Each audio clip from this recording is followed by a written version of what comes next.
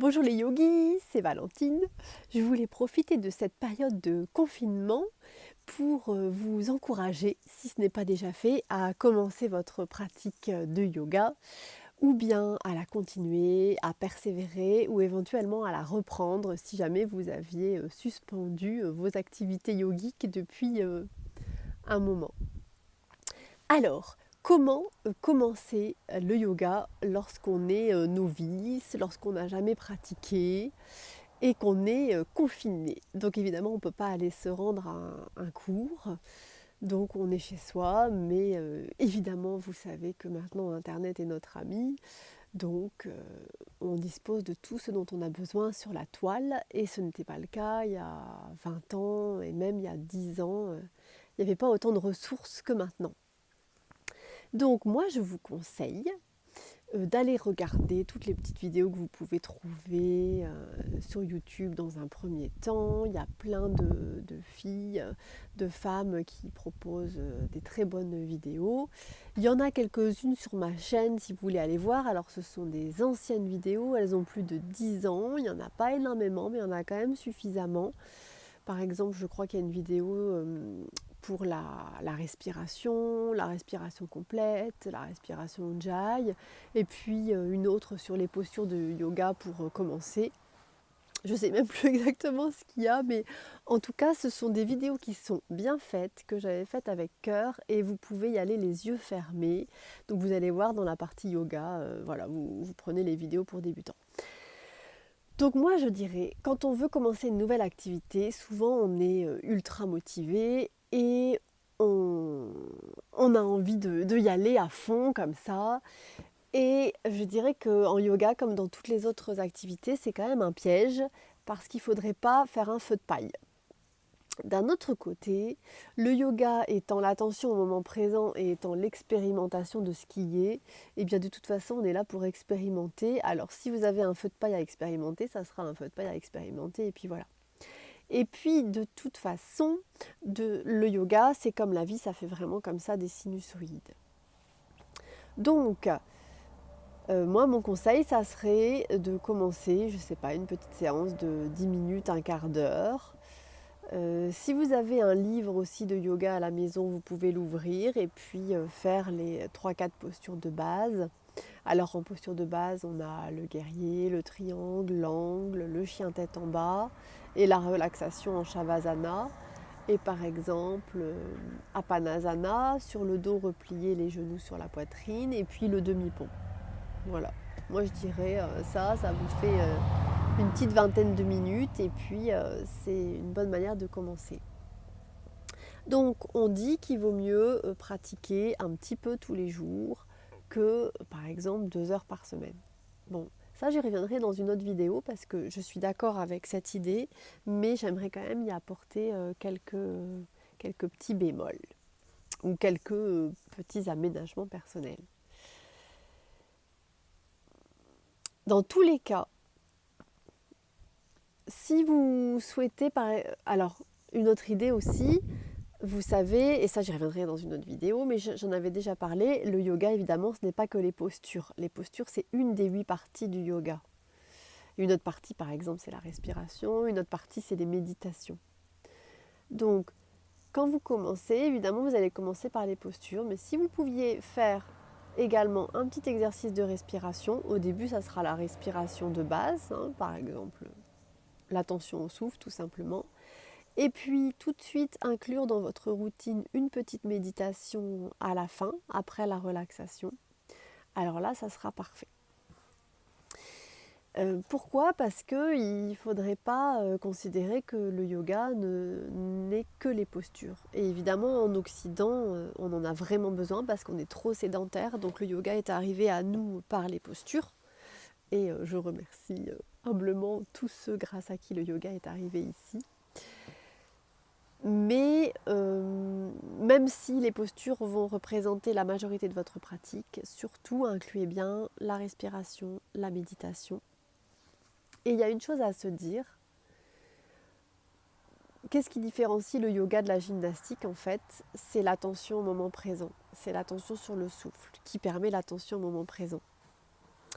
Donc, quand vous êtes dans votre pratique, même si vous n'avez jamais pratiqué et que vous prenez un livre et que vous regardez la posture, vous essayez de faire pareil, si vous êtes dans l'instant présent avec toute votre attention portée sur la posture et sur le souffle, vous êtes en yoga.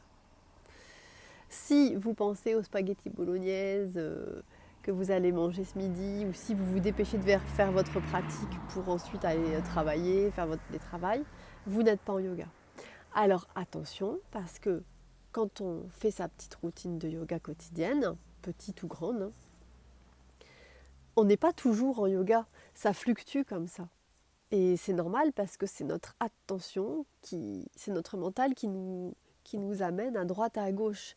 Donc quand vous vous rendez compte que vous êtes en train de penser à autre chose que là où vous êtes ici et maintenant, eh ben vous ramenez tranquillement votre attention sur l'ici et le maintenant, sur la posture. C'est pour ça que c'est pas mal. Moi j'aime bien dans mes cours de yoga donner des détails, parce que plus on donne de détails sur la posture, plus on amène la personne à concentrer son attention sur le moment présent. Et on ne laisse pas de place en fait au mental pour nous emmener à droite et à gauche. Il nous emmène toujours, hein, mais on a plus de points de focalisation et de concentration. Donc je dirais pour les cours en ligne par exemple, c'est comme pour les cours en salle. En fait, il n'y a pas de bon yoga et de mauvais yoga. Peut-être je ferai une autre vidéo aussi sur tous les types de yoga qui existent, mais il y a le yoga qui vous correspond ici et maintenant, là où vous êtes vous. Et c'est pas parce que votre voisine ou votre voisin il fait tel type de yoga que ça vous correspond à vous maintenant. Donc c'est aussi ça le premier pas pour commencer sa démarche en yoga, c'est de se faire confiance et de placer comme maître de notre vie notre ressenti intérieur. Et ça peut être le premier pas, on peut rentrer en yoga comme ça. Alors il y en a qui le font déjà très bien ça, hein, de placer leur ressenti en maître intérieur, mais si comme moi au départ vous avez un manque de confiance en vous, ou vous avez tendance à écouter beaucoup les autres parce que vous voulez être ouvert ou des choses comme ça, et ben c'est bien d'axer votre pratique là-dessus, de se recentrer comme ça, hop, sur le moment présent, sur qu'est-ce que je ressens ici et maintenant, est-ce que j'ai envie, est-ce que j'ai pas envie. Et ça c'est une autre question à se poser. Alors évidemment c'est très bien de suivre des vidéos ou des cours dans des livres ou dans des magazines, des séquences que vous pouvez trouver. Mais ce qui est sympa aussi, et même si on débute, hein, même si par exemple on débute et qu'on ne sait même pas quoi faire dans notre corps, on se met sur son tapis, on ferme les yeux et puis on se met à l'écoute de ce dont notre corps a besoin. Tiens, de quoi j'ai envie ici et maintenant? Comment j'ai envie de bouger mon corps? Est-ce que j'ai envie de me pencher en avant? Est-ce que j'ai envie plutôt de m'ouvrir? Est-ce que j'ai envie de faire des torsions sur le côté? Ben ça peut être tout simplement des petites bonnes idées pour pratiquer tout seul à la maison et apprendre à se centrer. Voilà les yogis. C'était les petits conseils pour commencer. Voilà. Alors moi je pratique depuis 20 ans à peu près, également grâce à l'aide de Yoga Today, yogatoday.com, c'est un site de yoga en anglais. Et c'est grâce à eux d'ailleurs que j'avais élaboré le projet de faire un site de yoga en ligne en français, parce qu'à l'époque, il n'y avait pas de yoga en français en ligne. Et du coup, il y a pas mal aussi de séances que j'ai faites, que vous trouvez là sur ma chaîne, quelques-unes qui sont inspirées de ce site-là, parce que j'ai beaucoup appris, notamment avec ma professeure Nisha Zollinger. Il y a aussi Adi Amar que j'aime beaucoup. Tous les autres sont très bien et maintenant l'équipe s'est enrichie, donc franchement n'hésitez pas à vous abonner parce que Yoga Today c'est un trésor, c'est un trésor. Et évidemment il y a tous les livres, de Van Lisbeth. Je commence le yoga, ma séance de yoga.